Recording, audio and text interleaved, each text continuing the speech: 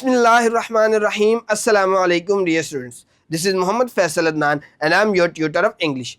Dear students, we are reading our unit number 7 corruption. عزیز طلبہ، last lecture میں ہم نے اپنے تھرڈ اور فورتھ پیراگراف کو کور کیا تھا. آج کے اس ویڈیو لیکچر میں ہم بات کریں گے اپنے ففتھ پیراگراف کی. تو سب سے پہلے ہم اس پیراگراف کی ریڈنگ کرتے ہیں.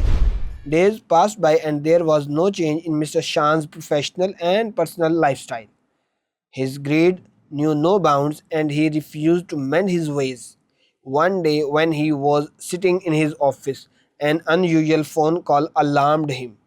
His only son had met with an accident and was admitted to hospital. He left everything and rushed to the hospital. There he met a large crowd of poor workers, laborers and their families. Loud cries of children and women created a devastating din in the hospital. The central bridge of the city had fallen down. It was the same bridge he had ordered to construct using poor material. یہ تھی ہمارے paragraph number 5 کی reading. اب ہم اس کے difficult words اور ان کے meanings کو پڑھتے ہیں. پروفیشنل پیشہ ورانہ، گریڈ لالچ، ریفیوزڈ انکار کر دیا، منع کر دیا، مینڈ بنانا یا سلائی کرنا یا تلافی کرنا، یعنی نقصان کی تلافی کرنا، اپنے رویے کو بہتر کرنا. ان یوزول غیر معمولی، الارمڈ چوکنا کر دیا، ہوشیار کرنا یا خبردار کرنا.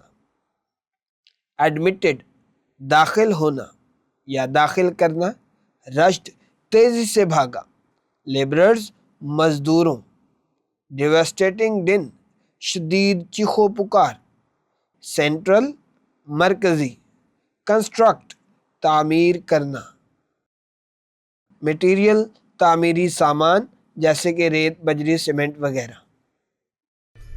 یہ تھے ہمارے پیراگراف نمبر 5 کے ڈیفیکلٹ ورڈ اور ان کے میننگز. اب ہم اس کی ٹرانسلیشن کو پڑھتے ہیں. ٹرانسلیشن کو ایز یوزول ہم نے 2 حصوں میں ڈیوائڈ کیا ہے. سب سے پہلے ہم اس کی شارٹ پیسز یا فریزز میں ٹرانسلیشن کریں گے، اس کے بعد ہم اس کی کمپلیٹ لائن کی ٹرانسلیشن کو پڑھیں گے. تو اپنا لیسن سٹارٹ کرتے ہیں.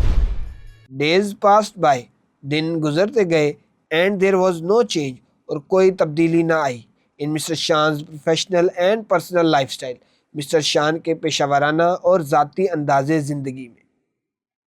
مکمل لائن کا ترجمہ. Days passed by and there was no change in Mr Shan's professional and personal life style. دن گزرتے گئے اور مسٹر شان کے پیشہ ورانہ اور ذاتی انداز زندگی میں کوئی تبدیلی نہ آئی. عزیز طلبہ، اس سینٹنس میں پاسڈ بائی ایک فریزل ورب ہے. فریزل ورب کیا ہوتے ہیں؟ ان کی بنیاد ایک ورب ہوتی ہے، ان کے ساتھ مختلف ایڈورب یا پریپوزیشن لگا کے ان کے ڈفرینٹ میننگ بنتے ہیں. جیسے پاسڈ بائی کا مطلب ہے گزرنا، اسی طریقے سے پاسڈ اوے کا مطلب ہوتا ہے فوت ہو جانا، اور پاسڈ تھرو کا مطلب ہے کسی چیز کے درمیان سے گزرنا. تو یہ ایک فریزل ورب ہے. ہماری نیکسٹ لائن ہے ہز گریڈ نیو نو باؤنڈس، اس کی لالچ کسی حد کو نہیں جانتی تھی. عزیز طلبہ، نیو نو باؤنڈس اس کا مطلب ہے کوئی حد نہ جاننا. یہ ایک ایڈیم ہے. ایڈیم الفاظ کا ایسا مجموعہ ہوتا ہے جو اپنے لغوی معنی کے علاوہ مطلب دیتا ہے. یعنی اگر ہم اس کو دیکھیں، باؤنڈ کا مطلب ہوتا ہے حد، نیو کا مطلب جاننا، نو کا مطلب نہیں. نیو نو باؤنڈ کا مطلب ہے کوئی حد نہ جاننا. اس کا مطلب یہ ہے اس کی کوئی حد نہیں تھی. یہ اپنے ڈکشنری میننگ کے علاوہ میننگ دیتا ہے.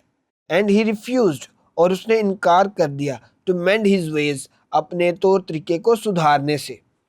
ڈیئر اسٹوڈنٹس، مینڈ ہز ویز یا مینڈ ونز ویز بھی ایک ایڈیم ہے.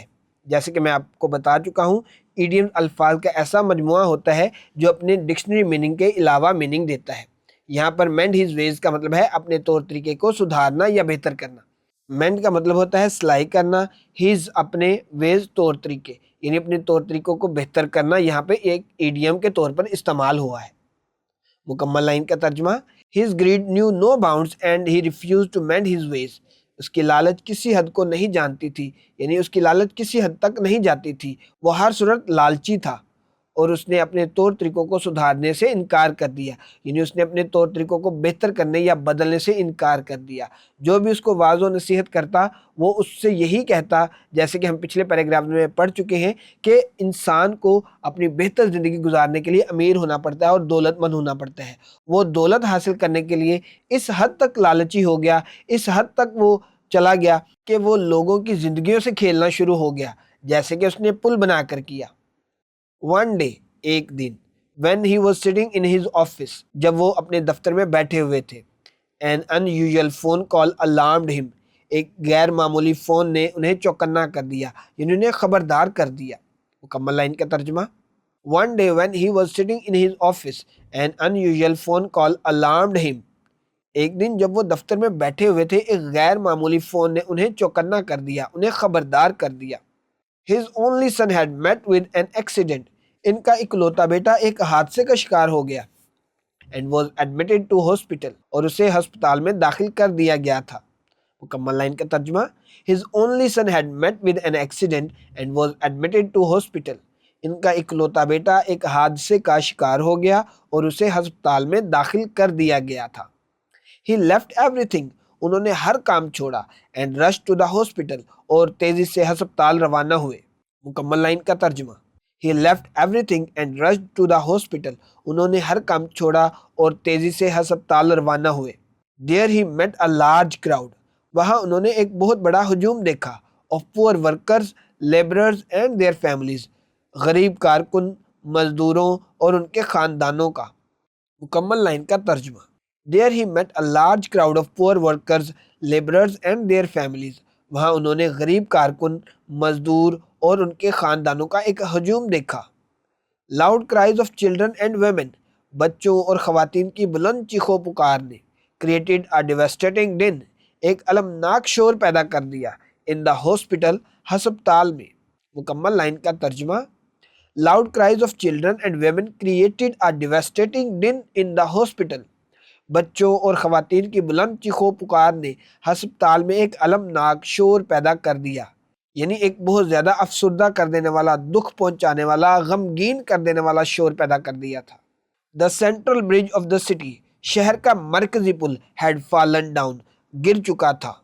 مکمل لائن کا ترجمہ. The central bridge of the city had fallen down شہر کا مرکزی پل گر چکا تھا یعنی ٹوٹ چکا تھا. It was the same bridge یہ وہی پل تھا he had ordered to construct جس کے لیے انہوں نے تعمیر کرنے کا حکم دیا تھا using poor material ناقص سامان استعمال کرتے ہوئے. مکمل لائن کا ترجمہ. It was the same bridge he had ordered to construct using poor material یہ وہی پل تھا جس کے لیے انہوں نے ناقص سامان استعمال کرتے ہوئے تعمیر کرنے کا حکم دیا تھا.